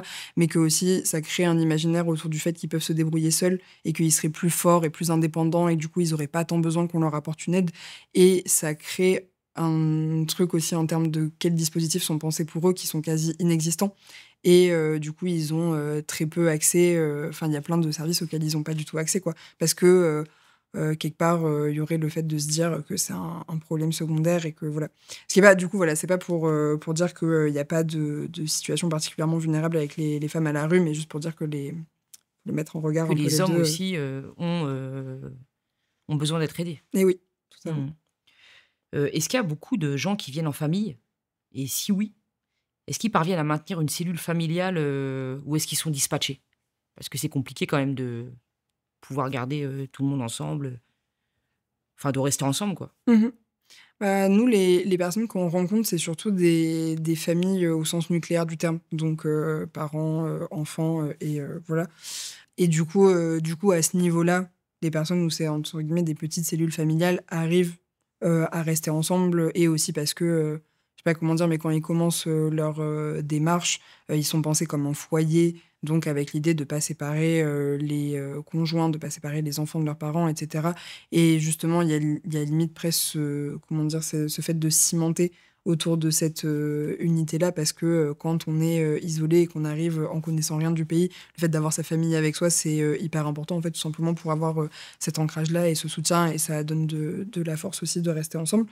Après, il y a quand même, je pense, une forme d'éclatement dans le fait qu'il y a beaucoup de personnes qui, certes, du coup, sont là avec leur cellule familiale, mais qui vont avoir des parents, au sens des cousins, des sœurs, des frères, des grands-parents, etc., qui sont aussi potentiellement en France, qui sont arrivés avant ou après, ou peu importe, et qui sont pas forcément au même endroit qu'eux, avec qui ils ont potentiellement à un moment perdu contact, etc. Du coup, ça arrive aussi qu'on rencontre des personnes qui ont de près ou de loin des connaissances un peu familiales sur le territoire, mais qui en effet sont pas forcément tous, peuvent pas se maintenir tous au même endroit, quoi. Et ça m'a fait penser à autre chose. Je sais plus, donc c'est pas grave, ça me reviendra peut-être. On parlait des enfants, donc des filles mineures. Mhm. C'est vrai qu'on n'a pas trop l'habitude de parler des enfants, hein, Mhm. à la rue. Mhm. On parle souvent des femmes, bon, après, comme tu dis, c'est dans les médias. Ils aiment bien parler des problématiques avec, les adultes, c'est chaud, ils vont nous tuer, tu vois? Donc comment est-ce que la prise en charge des enfants mineurs se fait? Alors, moment sur les mineurs non accompagnés. Du coup, parce que, enfin, pour les mineurs qui sont avec leurs parents, donc c'est tout ce que je disais, le système que je Ouais, disais, il y a des associations, ils restent avec la cellule familiale et cetera. Maintenant, pour les mineurs non accompagnés, alors, la prise en charge, spoiler, ne s'organise pas parce qu'il n'y en a pas. En gros, ces mineurs, donc quand ils arrivent, sur le territoire, on va prendre l'exemple de Paris, mais c'est le cas partout. En gros, à Paris, ils se présentent devant, le dispositif d'évaluation de minorité, donc qui, à Paris, est géré par FTDA, mais il y en a aussi un, à, Bobigny, à Créteil. Voilà, où, donc ils arrivent se déclarant comme mineurs. Ils sont censés avoir accès à des nuits d'hôtel ou des nuits en foyer, le temps de pouvoir passer leur évaluation de minorité. Il y a cette évaluation-là, où on leur pose plein de questions sur, leur parcours pour arriver en France, sur, l'état civil de leurs parents, sur le métier de leurs parents, sur leur culture générale du pays duquel ils disent venir ou dans lesquels ils sont passés et cetera. Mais vraiment des questions qui sont totalement absurdes, et qui, cherchent presque plus à piéger les gens qu'à vraiment essayer de comprendre, enfin à le évaluer ce qu'ils sont parcours, ouais. censés Ouais. évaluer. Il y a des Et traducteurs et tout? ça dépend. Des fois oui, des fois non. Et des fois c'est des entretiens qui durent, 1 heure, des fois moins, des fois plus, on va dire. Et à l'issue de ça, il y a une décision qui est rendue. Si les jeunes en question sont reconnus comme mineurs, du coup, ils ont accès à une prise en charge par l'aide sociale à l'enfance, donc à un hébergement et un suivi, avec, éducateurs, pour tout ce qui est de, leur scolarisation, de leur orientation et cetera. Donc voilà, on va dire que ça, c'est entre guillemets «le meilleur cas de figure», même s'il y a aussi des fois des lacunes, à ce niveau-là en termes vraiment d'accompagnement, tout ça. Et après, il y a l'autre, situation qui est celle où, après l'évaluation, ils sont déclarés non mineurs, donc non reconnus comme mineurs, par ce dispositif et où ils ont la possibilité de déposer un recours devant le juge des enfants pour avoir une audience durant laquelle on réévalue leur minorité. Et en fait, la majorité des jeunes qui sont refusés à l'évaluation de minorité, à la première évaluation de minorité sont en fait reconnus mineurs ensuite par, le juge des enfants. Sauf que dans ce temps-là, entre le moment où ils sont évalués et refusés et le moment où ils peuvent avoir une audience avec le juge des enfants, ce que je disais au début, des fois, il se passe entre 6 et 18 mois. Et pendant ce temps-là, il y a un flou juridique total sur ces personnes qui sont à la fois pas reconnues comme mineures, mais pas reconnues comme majeures non plus, où en fait, il y a aucun respect de la présomption de minorité. Il y a juste, l'idée de se dire, c'est un flou juridique, il y a pas trop, on sait pas trop, quelle est leur situation et du coup, il y a pas de prise en charge. Et après, du coup, c'est juste des jeunes qui se retrouvent à la rue, en fait. Et à Paris, jusqu'à l'été dernier, pour les jeunes filles, justement, au regard de leur, vulnérabilité, tout ça, il y avait la ville de Paris parce que c'est le département qui est compétent, sur la question de la prise en charge des mineurs, du coup aussi des mineurs non accompagnés. Et jusqu'à, juillet 2023, la mairie de Paris, en fait, pour les jeunes filles, les hébergeait le temps de leur recours. Donc le temps d'avoir une audience devant le juge des enfants et cetera. Elles étaient hébergées pour éviter, qu'elles aient à être à la rue et ça s'est arrêté à l'été dernier. Et du coup, les filles ont commencé à être, remises à la rue et à subir la même chose que les garçons, en fait, dans le sens de, avoir des mois d'attente, pas de prise en charge jusqu'à leur audience. Et ça, nous, c'est un truc qu'on essaye de dénoncer en boucle, en fait, parce que si avant, on les reconnaissait comme assez vulnérables pour, leur proposer, cette prise en charge-là, pourquoi est-ce que ça s'est arrêté? Parce que leur situation, elle a pas changé. Ils sont toujours autant vulnérables Mmh. et voilà, quoi.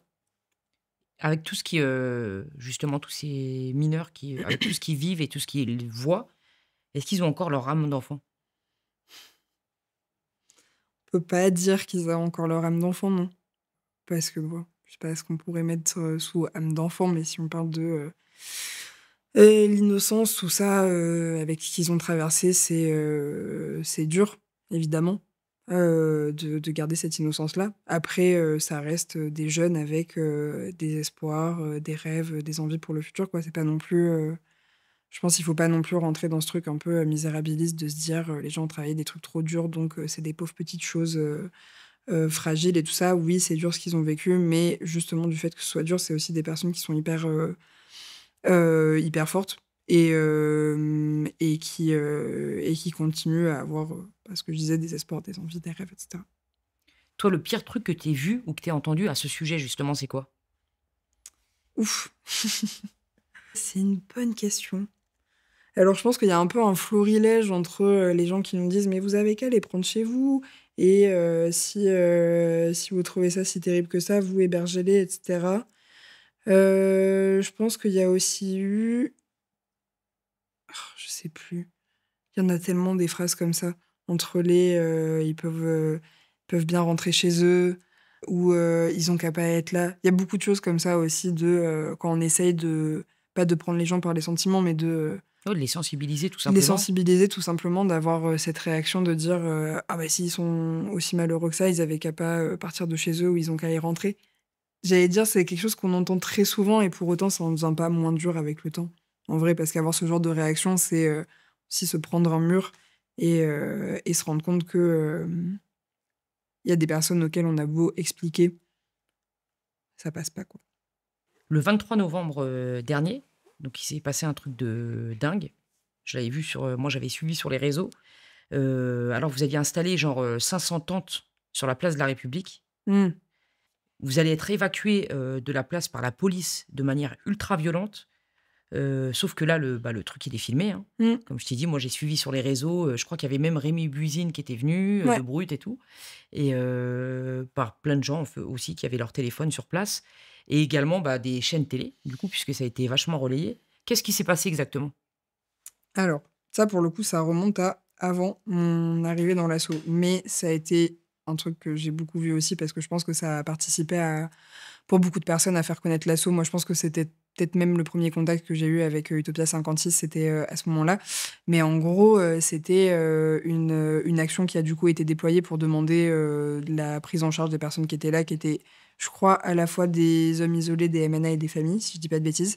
Et qui, en fait, ces actions sont. Celle-là était particulièrement impressionnante, mais qui, en soi, n'est pas du tout isolée. Il y en a eu plein depuis, que c'était à Palais Royal en 2022 et en 2023, ou même avant ça, des actions éclairs, on va dire comme ça. Il y en avait eu plusieurs. Et dont le but, c'est du coup de demander aux autorités de prendre leurs responsabilités et de trouver des places d'hébergement pour ces personnes-là à des moments où les gens sont tellement nombreux et vivent dans la rue depuis tellement longtemps que ça en devient insoutenable. Et du coup, pour République en particulier, il y a eu cette installation-là et en fait, comme tu as dit, ça a été, évacué, très rapidement du coup avec, intervention policière, NAS et cetera et je pense que de ce que je m'en rappelle, il y a aussi eu ce qui était particulièrement impressionnant, ça a été en effet le fait d'avoir autant d'images et d'avoir des images de, gens qui se faisaient littéralement, enfin qui étaient dans des tentes, qui se faisaient soulever par des policiers et littéralement jetés par terre et qui étaient ensuite, poursuivis dans les rues, adjacentes, de la place par la police et pas que. Il y avait aussi des coups de couteau sur, les C'est tentes. ça, ouais. Ils arrachaient les tentes, donc c'est vraiment, Mais ça tu récupéreras pas la tente et tu auras pas d'abri, quoi. et ça pour le coup, c'est hyper récurrent en fait, enfin c'est, enfin pas à toutes les actions, mais dans beaucoup de ces manifestations-là, mais pas que, aussi, genre dans le quotidien, il y a beaucoup ce truc de la dégradation des biens, que ce soit par le fait de saisir les affaires et de pas les rendre, ou le fait de lacérer les tentes. Et c'est de la cruauté à un point inimaginable, quoi, parce que c'est exactement ce que tu dis, c'est que c'est une manière de dire aux gens, même ça, même cette dernière chose à laquelle tu t'accrochais, qui était une de tes dernières possessions et matérielles, on te l'enlève, quoi.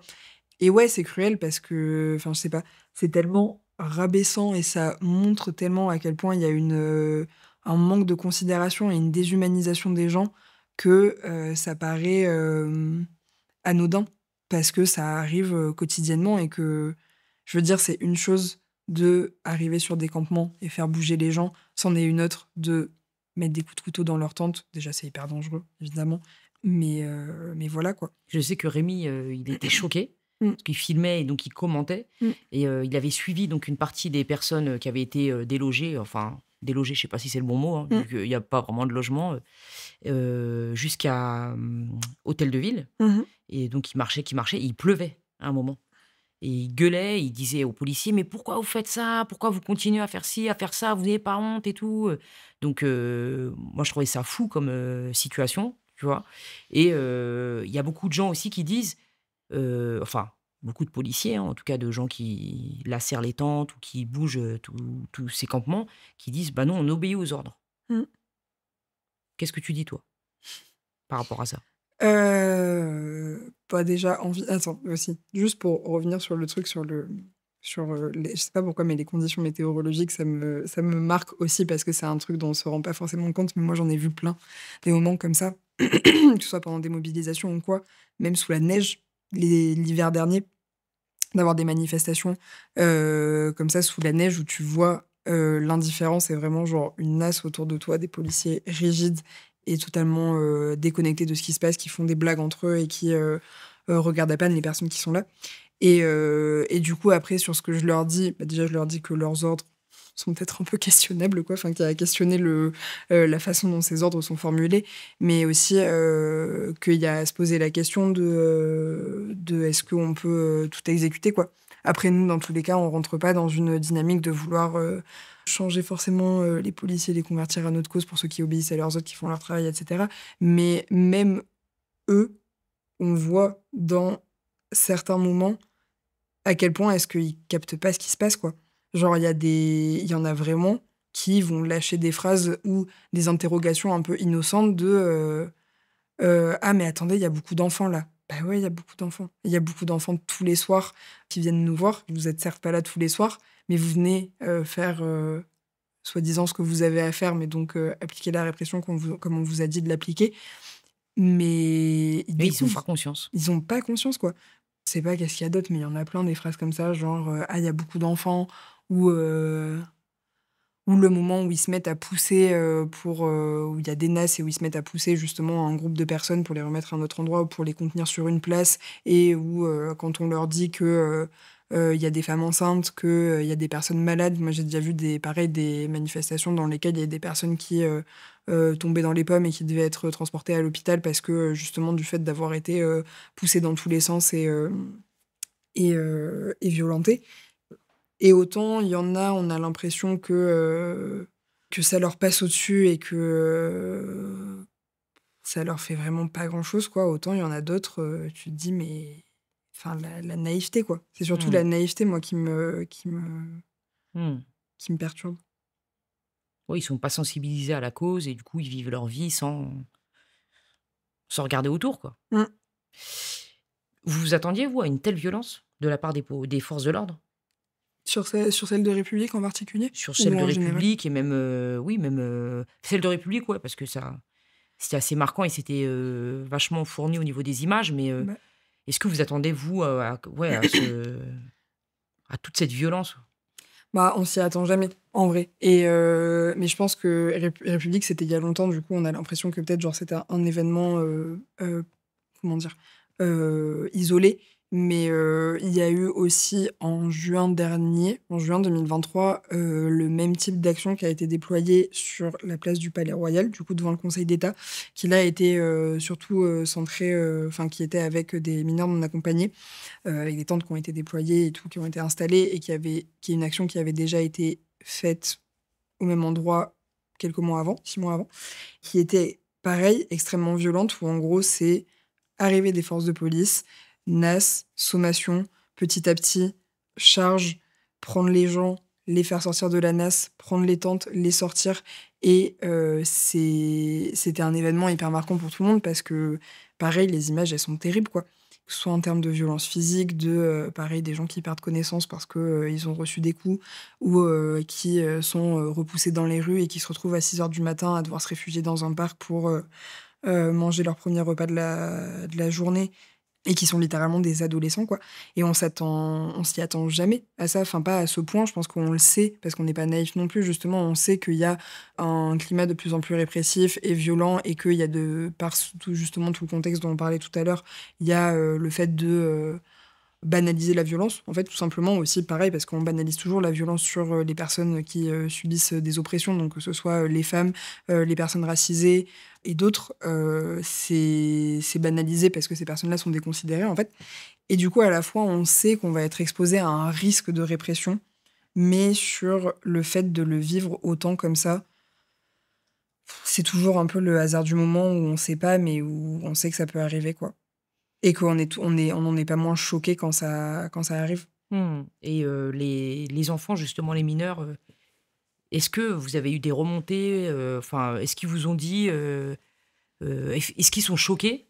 Ou est-ce que maintenant, c'est normal pour eux de se faire jeter comme ça, Non, quand même à des occasions comme ça, les gens sont quand même extrêmement choqués parce que aussi parce que c'est très, je sais pas comment dire, mais eux, ce qu'ils vivent, c'est beaucoup de micro-agressions. En fait, c'est beaucoup de harcèlement et du coup d'un truc qui rentre en effet dans, un peu la continuité du quotidien. C'est pas pour ça qu'ils s'y habituent, hein, mais c'est juste qu'il y a un peu cet aspect répétitif et cetera. Mais quand il y a des moments comme ça, l'aspect, hyper intense sur un moment, très court, ça choque toujours parce qu'eux, même si, pareil, ils sont prévenus, ils savent qu'il y a, ce risque-là d'intervention policière et cetera. Mais après, il y a intervention policière et intervention policière. Il y a intervention policière pour, venir, constater ce qui se passe et rester aux alentours. Et il y a intervention, à coup de se jeter avec des boucliers, face à des personnes sans défense, quoi. C'est pas mmh. on peut jamais, comment dire, s'imaginer avant de l'avoir vécu, je pense. Dans les premières années, de l'arrivée massive des migrants et surtout dans le 18e arrondissement, enfin dans les premières années, je sais pas si c'est les premières années, mais il y a une dizaine d'années, quoi. Comme on connaît bien Port de la Chapelle, comme tu le sais, il y a eu un rapprochement entre migrants et toxicomanes. Moi, je l'ai vu parce que je suis à côté. Malheureusement, c'est, la réalité, hein. Il y a beaucoup de migrants qui n'ont jamais touché à la drogue et ils arrivent ici, là, fini, quoi. Mmh. Donc, est-ce que ça a eu des effets justement, sur les migrants? Enfin, si ça se trouve, tu étais pas né, toi? Mmh, il y a 10 ans, quoi. Non, mais tu Heu, étais, peut-être, comme tu es jeune, parce on comprend quand je fais mes petites blagues, nulles là. Mais, ouais, parce que c'est, enfin moi je me suis toujours posé la enfin je me suis toujours posé la question. J'ai toujours eu la réflexion à me dire, «C'est chaud quand même». Ils arrivent, déjà ils sont migrants, ils ont le statut de migrant, ils ont pas de thunes, ils ont pas de toit et cetera. Ils sont confrontés à d'autres, minorités et communautés, donc là, en l'occurrence, c'est les toxicomanes et après ils se mélangent, donc c'est du double, la double peine, quoi. mmh, ouais. Vous l'avez vécu, vous? Enfin, au sein de l'association, est-ce que vous avez vécu ce genre, ce genre de personnes? Oui, bah, du coup, nous, on parle plus d'usagers de drogue et pour le coup, on rencontre, des fois plus sur des enfin, je sais pas, sur des lieux dits informels, du coup. En maraude, ça peut arriver. C'est pas, enfin, je sais pas à quel point c'est récurrent et majoritaire et tout, mais oui, enfin, c'est une réalité donc évidemment, c'est déjà arrivé qu'on en rencontre. Et vous arrivez à enfin, vous aidez cette population? Bah, on les aide entre guillemets «comme on peut». Le problème, c'est on est une association de majoritairement d'aide d'urgence, mais aussi de réorientation. Du coup, ce qu'on comment dire? On n'est pas des professionnels de santé ou des professionnels formés à toutes ces questions et du coup, l'aide qu'on apporte, vu que c'est surtout de l'aide matérielle, c'est pas forcément de l'aide en termes d'accompagnement, de suivi et cetera. C'est plus le fait de pouvoir référer les gens aux bons endroits. Mais, comment dire? Dans les principes humanitaires, il y a l'idée du comment dire? Au-delà du ne pas faire de mal, il y a, l'idée de demander aux gens ce dont ils ont besoin et de partir aussi des besoins des gens et de pas leur imposer la vision qu'on pourrait avoir de quels sont leurs besoins et du coup, je pense que particulièrement avec, les personnes usagères de drogue, il y a un peu, toujours pareil, beaucoup de clichés, beaucoup de stéréotypes sur, qu'est-ce qui serait le mieux pour eux et cetera et là où nous, bah, pareil, on n'a pas forcément les moyens et on n'a pas forcément une très bonne connaissance des enjeux qu'ils peuvent avoir. Du coup, on chercherait pas non plus à comment dire? À poser des représentations et des prénotions de qu'est-ce qu'il leur faut, quoi. Mais du Mmh. coup, en termes, oui, d'aide matérielle, de quand on fait des maraudes, d'apporter, des distributions, quand on en a, des couvertures, des tentes, des choses comme ça, si les gens en ont besoin, oui, carrément. Ça, pour le coup, oui. Mais on reste un peu dans notre domaine d'expertise pour pas non plus risquer aussi de, Mmh. Bien sûr, ouais. voilà. Et vous avez fait des petits tours et tout, à Porte de la Chapelle? Ouais, ça arrive, je pense que c'est des spots de maraude. OK. Heu, Ça arrive, ouais. Parce que alors moi, j'ai vu la différence, hein, dans ce quartier-là. Donc il y avait, énormément, voilà, de tentes, d'ailleurs quand je passe en voiture, il y avait des rats juste à côté, tu Mmh. vois? C'est vraiment, terrible. Donc après, comme tu disais tout à l'heure, il y a eu l'arrivée des JO. Alors là, tout a été cliné de partout, il y a eu des travaux super et tout, Ouais. et là, c'est Migrants, 0. Ouais, Réfugiés, 0. ouais. On se dit: «Waouh, quelle belle ville Paris». Propre, pas de rats, enfin pas de rats, des rats cachés peut-être et qu'est-ce qui s'est passé pour toute cette population-là? Et où est-ce qu'elle a été, elle n'existe plus? Elle est retournée dans son pays? Qu'est-ce qui s'est passé? Alors, il y a eu plusieurs choses. Il y a eu déjà, le fait que qu'il y a eu, dans l'année qui a précédé les JO, beaucoup d'expulsions. En fait, non, on a vu, il y a et on n'est pas les seuls. Il y a plein d'assos qui travaillent sur ça. Il y a notamment un conglomérat d'assos qui s'appelle Le Revers de la Médaille, qui a été fondé justement, autour de toute cette question de quel impact social vont avoir les JO, à Paris. Et il y a aussi, l'Observatoire, des expulsions qui travaillent sur ça, mais du coup qui ont constaté le fait qu'il y avait une multiplication des expulsions pendant les mois qui ont précédé les JO. Et du coup, quand on dit expulsion, c'est expulsion de campement. Du coup, c'est des gens qui soit vont être déplacés, enfin vont être repoussés un peu, on va dire, aux limites de la ville. C'était très 0 point de fixation dans Paris. Ça s'est un peu étendu à la Petite Couronne et aux endroits dans lesquels il y avait des sites olympiques. Mais du coup, c'était soit des gens qui allaient s'installer toujours pareil dans la rue, mais plus loin que là où ils étaient de base. Et plus loin, ça veut dire aussi plus loin des assos, plus loin de tout leur système de solidarité et tout. Ça a pu être aussi juste le fait que les gens étaient plus cachés, là où avant, dans les dernières années, on voyait plus, entre guillemets, de grands lieux d'installation et de grands lieux de vie informelle, que ce soit au niveau, dans le 19e, de la Chapelle-Jaurès, Stalingrad, tout ça, où il y avait beaucoup de personnes qui étaient au même endroit. Ce qui, du coup, leur assurait une forme de sécurité aussi, au fait, Mmh. et de solidarité. Et là, les gens étaient beaucoup plus éclatés. Donc, c'était plus aller s'installer chacun dans son coin de manière le plus invisible possible. Donc, ça a beaucoup accentué l'invisibilisation des gens et leur isolement. Et après, il n'y a pas eu que des questions d'expulsion, il y a eu aussi ce que la préfecture appelle des opérations de mise à l'abri, qui sont du coup sur des lieux de vie qui sont identifiés par eux. Ils font donc ils proposent des prises en charge, donc il y a des bus qui viennent et qui emmènent les gens à différents endroits. Dans les mois qui ont précédé les JO, ces bus-là, ils orientaient vers des structures en région, donc en dehors de Paris, du coup dans cette dynamique de vider la capitale des personnes à la rue. Et après, pendant les JO, il y a eu des places qui ont été ouvertes dans des centres en Île-de-France qui jusque-là n'étaient pas ouvertes, ou alors qu'ils l'étaient avec des critères très restreints en termes de demandeurs d'asile, tout ça, et qui là ont été ouvertes pour faire en sorte que les gens ne soient pas à la rue, du moins pendant la période des JO. Ce qui, d'une certaine manière, a un côté positif parce que du coup, ça a sorti les gens de la rue pendant quelques temps, mais que ce qu'on commence à voir, c'est que ça a été pensé pour durer uniquement pendant les JO et que dès que les JO ont été finis, les places ont commencé à fermer, les centres aussi, et que les gens se sont retrouvés à nouveau à la rue. Et que là où, on va dire, la préfecture nous vend un peu ces opérations comme une manière de première prise en charge des gens pour ensuite assurer le fait qu'ils aient toujours, qu'ils aient accès à une continuité de l'hébergement et du suivi, etc. Au final, il y a juste eu beaucoup de remises à la rue sèches. Mais comme l'été est passé et comme les JO aussi, entre guillemets, c'est plus leur problème, quoi. Du Mmh. coup, les gens n'ont pas disparu, c'est juste qu'il y a eu des décisions politiques qui ont été mises en place pour assurer le fait qu'ils ne soient pas visibles à Paris. Et le port de la Chapelle, c'est hyper symptomatique de ça, notamment parce que c'est un quartier où il y avait particulièrement de population à la rue et pauvres et usagères de drogue, etc.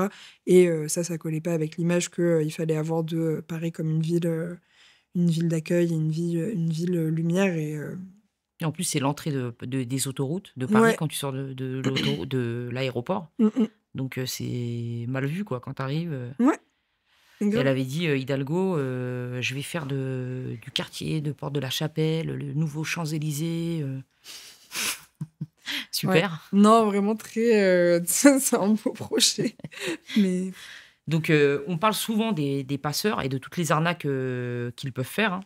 On les dépeint comme les responsables, en quelque sorte, de tout ce qui se passe. Mhm. Quel est ton avis là-dessus? C'est compliqué. Déjà parce que. Comment dire ça? Enfin bon, l'idée de base, c'est que c'est pas les seuls responsables. Et que, aussi, en fait, s'il y a des passeurs et s'il y a des réseaux et s'il y a ce genre de choses-là qui sont mises en place, c'est aussi parce qu'il n'y a pas de voie de passage sûre qui existe euh, pour les personnes exilées. et qu'en fait, on reporte la faute comme ça sur, ce phénomène-là d'apparition des réseaux, des passeurs et cetera. Mais que, il y aurait pas enfin, ils seraient pas forcément nés s'il y avait des manières, entre guillemets «légales» et sécurisées pour les gens de, transiter, de leur pays jusqu'à là où ils souhaitent s'installer, en fait. Et que du coup, je trouve ça assez ironique le fait qu'on ait des politiques publiques qui, aillent vers, enfin qui se concentrent sur la criminalisation de ces réseaux et cetera, ce qui en soi est pas une mauvaise chose, hein, mais qui, s'attaquent pas à la source du problème. En fait, c'est toujours un peu pareil, c'est toujours s'attaquer, aux, symptômes et aux phénomènes plutôt qu'à se poser la question de la cause. Et la vraie question de la cause, c'est toujours pareil, c'est que, faut mettre en place des choses pour que les gens aient pas à en être, remis Mmh. à ces solutions, là. C'est comme, l'avortement, hein, Mmh. quelque part, c'est vrai. Mouais, Les femmes, grave, elles vont ouais, elles totalement. peuvent mourir, elles peuvent faire ci, faire ça, de manière illégale quand c'est pas légalisé, Ouais. alors que c'est exactement le même, process, quoi. Mmh mh. Alice, en étant, chez Utopia 56, tu es forcément témoin, direct de beaucoup de souffrances. Mmh. Comment tu fais pour te protéger sur le plan émotionnel? Je pense que ça revient un peu à ce que je disais tout à l'heure, c'est que, il y a, le fait d'avoir, on va dire, il y a quand même déjà certains systèmes autour du bien-être, que ce soit des bénévoles ou toute personne, engagée dans l'asso, qui existent donc sur, je sais pas, l'appui psy ou, sur, des conseils, des bonnes pratiques sur comment déconnecter du terrain, après en avoir fait. Après, honnêtement, j'ai pas de recette miracle. Se protéger, c'est dur et je pense que des fois, ça passe aussi par le fait de, se dire qu'on se laisse la liberté et la possibilité, s'il y a des moments où on sent que ça devient trop, de prendre un peu de recul, de prendre de la distance, de revenir quand on est en bon état. Parce que c'est toujours ça fait aussi partie des choses qu'on véhicule nous, c'est de dire que même si on est là, on est hyper engagé et que nous, ça c'est une lutte qui nous tient énormément à cœur, que, ça c'est bénéfique pour personne, le fait de s'oublier là-dedans et de pas prendre soin de soi parce qu'en ne prenant pas soin de soi, on ne prend pas non plus soin des personnes qu'on peut être amené à rencontrer. Donc parce que de la fatigue, parce que de l'épuisement, parce que, toute la colère, la frustration accumulée, ça peut aussi rendre, enfin il y a en gros un phénomène dont on parle pas mal, qui est un peu une notion de safeguarding, c'est, l'épuisement par compassion. Donc c'est le fait de, à force d'entendre des histoires et d'avoir, de la compassion pour les personnes qu'on rencontre sur le terrain, qu'il peut y avoir un peu une sorte de, pas d'indifférence qui s'installe, mais de sentiment de vide ou de sentiment qu'on n'est plus touché et tout ça. Donc et en général, les seules solutions à ça, c'est vraiment d'essayer de, bah, prendre du recul quand on a besoin et se comment dire? Garder en tête que c'est important de penser à soi, donc de faire des choses qui nous font du bien et de pas uniquement, oui, on fait des choses qui sont très belles, oui, on fait des choses militantes, des choses engagées et cetera, mais que, soi-même, c'est important, donc avoir, son temps, avoir ses activités en dehors, voir ses proches, déconnecter. C'est, autant de choses qui permettent de rester là-dedans pendant longtemps aussi, quoi.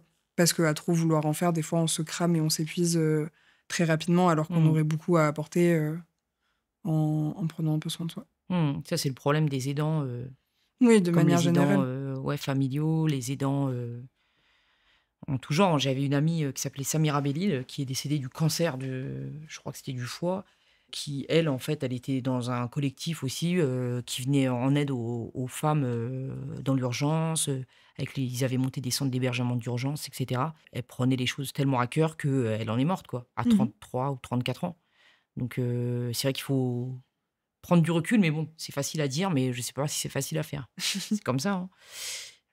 Après tout ce que tu as vu et vécu, avec Utopia 56, est-ce que tu penses que votre travail est suffisant ou que c'est juste un pansement temporaire face à une plaie ouverte? Plutôt la deuxième option et aussi parce que nous, en fait, on n'a pas vocation et on l'a jamais eu à, remplacer, les institutions dans ce travail-là. Nous, on est là où il y a besoin de nous et on est là dans un contexte où, s'il y avait pas, et pas que nous d'ailleurs, il y a plein d'associations, que ce soit, Médecins du Monde, Médecins sans frontières, énormément d'assauts, qu'elles soient plus grosses ou petites. On se dit que la situation serait bien pire si, on n'était pas là. On n'a pas vocation à répondre à tous les besoins, régler toutes les situations et dans tous les cas, on n'en a pas le pouvoir, même si on le voulait. Et nous, notre discours, c'est aussi de dire que, en fait, aux responsables politiques de prendre cette responsabilité-là, c'est aux institutions de faire leur travail, c'est à l'État, c'est au département, c'est à toutes ces institutions-là de voir nos alertes et de prendre des décisions en conséquence et de mettre les moyens qu'ils ont dans le fait d'aider les gens. Parce que en soi, oui, il y a des assos, mais déjà, les assos n'ont pas des moyens illimités. Et dans tous les cas, on n'est pas là pour ça. On n'est pas là pour remplacer le travail de l'État. On n'est pas là pour être partout et répondre à tous les besoins. Et oui, on existe parce qu'il y a besoin, mais quelque part, on préférait pas avoir besoin d'exister. Voilà. Pourquoi les pouvoirs publics ne font pas en sorte de réellement régler le problème? Ça, il faudrait leur demander, je pense. J'aurais du mal à répondre à ça. Je pense qu'il y a juste beaucoup de manque de volonté politique, stratégisation, question de électorat et de comment faire en sorte de rester en place parce que le pouvoir, ça fait toujours ça. Tout pouvoir qui est acquis veut être maintenu et par ça, il y a l'idée de aller dans la direction dans laquelle il faut aller pour maintenir ce pouvoir-là. Et du coup, de s'isoler totalement de toute réflexion concrète. Et nous, c'est aussi pour ça qu'on a tout ce truc de dire, mais en fait, venez voir la réalité, venez voir ce qu'on fait, venez constater par vous-même, parce qu'on ne pense pas que ce soit possible de rester indifférent en voyant ça. C'est juste qu'il y a une très grande capacité à mettre les choses sous le tapis et s'en distancer le plus possible et à rester dans des intérêts qui sont pas ceux du plus grand monde, en fait, qui sont l'intérêt d'un petit nombre. Et ça, c'est juste pas normal. Oui, en plus, un petit nombre pour eux qui est insignifiant. Parce que c'est Ouais. des gens qui n'ont pas de pouvoir, c'est des gens. Donc, ils s'en foutent, en fait, d'aider de ce genre de population, en gros, quoi.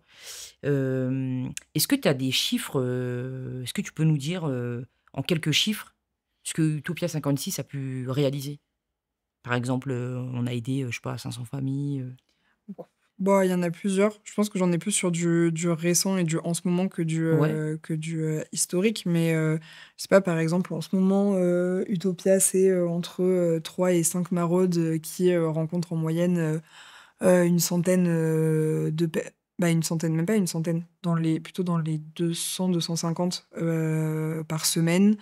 C'est de l'hébergement d'urgence pour là, en ce moment, je sais pas, on va dire qu'il y a entre 150 et 200 personnes en famille qui viennent nous voir sur notre permanence et qu'on peut quasiment tout héberger. Donc tous les soirs, c'est plus de 100 personnes qui peuvent dormir à l'abri grâce à ce qu'on a mis en place. Et voilà, ça, c'est un peu les chiffres que j'ai en tête pour le C'est moment. bien, c'est une fierté pour vous? Ouais, oui, grave. C'est une fierté. Enfin, de voir qu'on je sais pas comment dire, mais qu'on reste pas inactif face à toute cette situation et qu'on a aussi, un rôle à jouer. Après, après il y a ça, mais je pense que c'est aussi important de parler pas uniquement des assos comme nous qui, sommes, un peu des grosses structures et qui, sont pas forcément fondées par des personnes concernées, mais que c'est aussi important justement de parler des mouvements, des gens eux-mêmes en fait qui font vivre leur propre lutte. Je sais pas, je pense à, le collectif des jeunes du parc de Belleville, qui est un collectif de mineurs non accompagnés qui s'est fondé il y a à peu près 1 an pour se mobiliser, pour demander l'accès à leurs droits. Il y a, je crois, un collectif qui récemment s'est fondé de femmes, de Saint-Denis. Je crois qu'elles ont plusieurs noms, soit Femmes de Saint-Denis, soit Femmes de La Fontaine, mais qui sont un collectif de femmes qui vivent dans le 93, qui, pour certaines, sont à la rue, pour d'autres, sont mal logées, et qui mènent aussi, et qui font ce travail-là de se mobiliser, d'exiger des solutions, et voilà, enfin, d'être dans un rapport de force, parce que je pense que le fait d'apporter une aide d'urgence et une aide de terrain et «humanitaire» entre guillemets, c'est bien, mais que, ce côté avoir, le rapport de force et faire passer leur message et avoir des solutions concrètes, c'est, aussi hyper important et c'est grave des dynamiques qu'il faut pousser et qu'il faut soutenir. Mmh. OK, bah, merci Alice, d'avoir passé ce moment avec moi et j'ai encore une petite question à te poser. Ouais. Est-ce qu'il y aurait une personne à laquelle, tu penserais pour être interviewée et prendre la place sur ce fauteuil? Waouh, c'est compliqué. C'est J'étais pas la question la préparée à plus cette compliquée de question. l'interview. Ah ouais! Il faut que j'en trouve une. Après ça peut être quelqu'un d'inconnu, hein. Ça peut être, une nana d'une association. Ouais, je pense que moi, en ce moment, je suis plus sur juste ce que je disais juste avant, sur de la réflexion de collectif, moins que de la réflexion personnalité. Justement parce que même moi, tu vois, genre là, je suis là en train de parler de mon asso, etc. Mais, entre guillemets, je représente un peu tout ce qu'on fait. Et pareil, bah, je pense dans les initiatives dont je parlais avant et les autres assos comme Médecins du Monde ou des collectifs comme le collectif des jeunes du Parc de Belleville ou tout ça, en mode avoir des gens comme ça qui portent cette parole de collectif et cette parole générale plus de projet et d'initiative, c'est des choses qui sont hyper chouettes. Je t'ai dit que c'était la dernière question, mais en fait, je t'ai menti. Il y en a encore une là Ah, à laquelle dis-moi. je viens de penser. Tu sais, nous, on a sorti une petite série qui s'appelle La Sauce, qui est sur YouTube. Pour ceux qui veulent la regarder, ils peuvent cliquer dessus. Et dedans, en fait, on met en avant on a mis des jeunes qui décident de créer un média qui s'appelle Value Media, comme par hasard, et qui sont assez engagés dans leur façon de vivre leur vie. Et j'ai vu un commentaire récemment où une nana a dit: «Mais c'est n'importe quoi, cette série parce que c'est faux. Les jeunes de maintenant ne sont pas engagés, ils pensent qu'à aller sur TikTok et ils sont bêtes, quoi». En fait, en gros, ils ont aucun engagement. Qu'est-ce que tu dirais, toi? Enfin, je sais pas quel âge tu as. J'en ai 23. Voilà, tu as 23 ans. Qu'est-ce que tu dirais, toi? Alors moi, j'ai pas du tout cette impression-là, hein, par rapport aux commentaires que j'ai lus, parce que j'ai l'impression justement que les jeunes, ils sont de plus en plus sensibles aux causes, même si bien sûr il y a il y a des gens, bon, bah, les influenceuses, après chacun fait ce qu'il veut, hein, mais et d'ailleurs on dit ça, mais dernièrement j'avais vu Nabila qui avait monté une cagnotte pour Madame Pellico en disant je suis engagée avec vous, nanana, je monte une cagnotte, donc quelque part c'est un engagement aussi, Mhm. voilà, donc on se sert de ses armes hein, comme on peut, et du coup qu'est-ce que tu dis toi face à ce genre de commentaires? Est-ce que c'est vrai? Est-ce que c'est faux? Est-ce que Bah, déjà, je pense que je leur dis que faire des généralités, en général, ça fait des flops. Parce qu'il y a pas, il y a jamais vraiment matière à généraliser, à vouloir dire que les choses sont comme ci ou comme ça ou des vérités générales. Que je pense que ça peut être, enfin, que du coup, voilà, j'aime pas le genre de propos général comme ça, mais que je pense pas que ce soit vrai. Parce que, bah, il y a des gens, en soi, qui s'engagent, qui sont déter, qui se mobilisent, etc. Et que oui, il y a aussi des gens qui ne le sont pas du tout et que ça ne touche absolument pas. Mais je sais même pas en termes de proportion si on pourrait dire qu'ils sont majoritaires ou pas.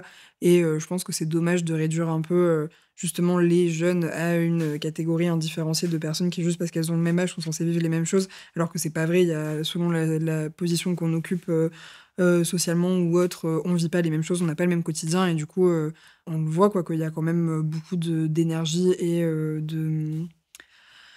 comment dire, de force créatrice qui vient de la jeunesse et que voilà, et c'est un peu dommage de nous réduire à juste une génération de gens totalement déconnectés décérébrés et décérébrés sur leur téléphone portable. OK, bah, c'est bien de le dire en tout cas. Voilà, bah, c'est dit de la bouche d'une jeune et pas d'une vieille comme moi. OK, bah, merci beaucoup, hein. Ouais, merci Est-ce que tu à as un toi. dernier mot sinon? Pas particulièrement. OK, bah, non, Je bah, sais OK, pas, c'est pour toi. super. Confidentiel. Il faut que ça bouge dans la ville, il faut que ça bouge.